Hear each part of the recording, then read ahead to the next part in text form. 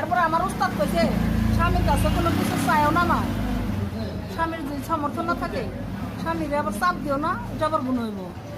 এই যে আমি ব্রিজের নিচে এক বেটা, আমি যখন বাঙালি ঢুকাইতাম না, ওই যে ব্রিজের নিচে রাত্রে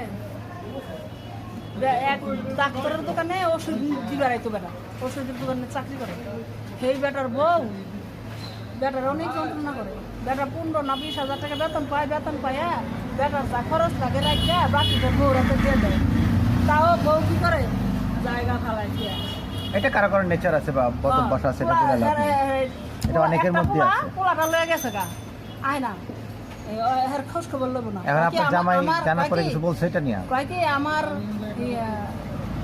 আমার বান্ধবী একটা কত সুন্দর একটা বিল্ডিং করে দিছে বান্ধবীর জামাই, ওরকম একটা বিল্ডিং আমার করে দিতে তোর কাছে।